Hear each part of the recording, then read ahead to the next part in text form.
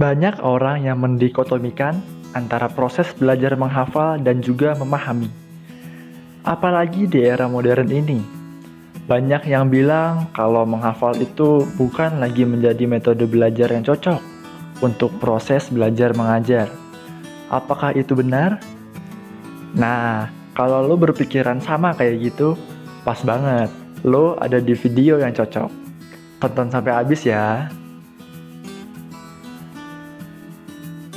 Kekalahan Indonesia nomor 1 dari bangsa lain saat ini adalah di pendidikan.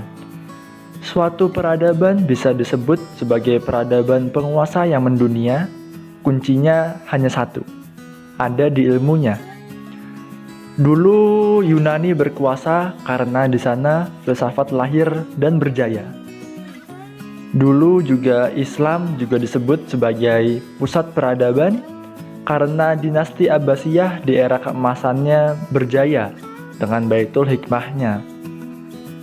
Dan dulu juga Barat mulai maju karena Renaissance of Clarungnya.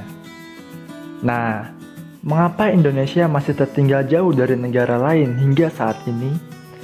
Kalau kata Agung Hapsah sih ya, Indonesia sudah tertinggal 128 tahun. Wih, kebayang gak? Sangat jauh bukan? Opini gue, salah satu masalahnya ada di metode belajarnya. Karena Indonesia masih mendikotomikan antara metode memahami dan juga menghafal. Harusnya ini tidak boleh terjadi, dan harusnya keduanya tidak boleh dibeda-bedakan. Keduanya harus berjalan bersamaan. Hanya memahami kurang bagus tidak boleh, dan juga hanya menghafal juga tidak boleh. Yang boleh adalah memilih yang mana yang mau kamu pelajari duluan. Apakah kamu mau memahami dulu, setelah itu baru menghafal?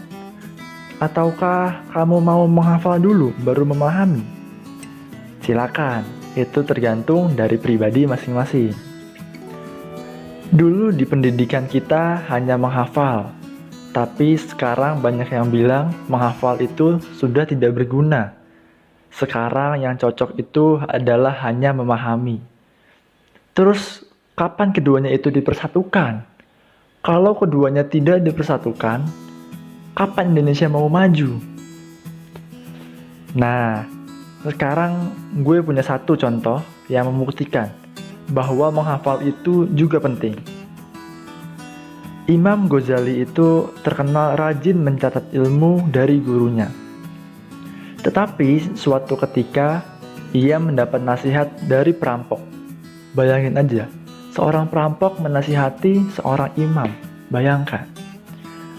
Suatu ketika Imam Ghazali ikut dalam perjalanan pulang para musafir saudagar. Kemudian tiba-tiba di tengah perjalanan dicegat oleh gerombolan begal dan perampok. Nah, Imam Ghazali itu selalu kemana-mana dia membawa bungkusan catatan-catatan ilmunya yang telah ia dapat dari gurunya.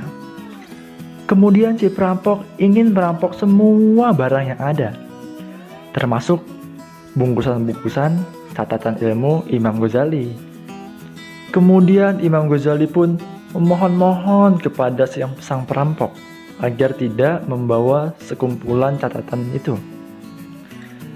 Ya perampok, janganlah engkau membawa catatan itu. Itu tidak akan berguna untukmu, tapi itu sangatlah berguna untukku. Silakan bawa semua barang yang ada, tapi jangan bawa bungkusan itu, kata Imam Ghazali. Kemudian si perampok bertanya-tanya, mengapa engkau sangat ingin memiliki bungkusan itu? Jangan-jangan itu isinya emas. Kemudian perampok itu langsung membuka bungkusannya. Betapa kagetnya ia. Ia hanya melihat catatan-catatan. Tak ada emas, tak ada barang yang berharga.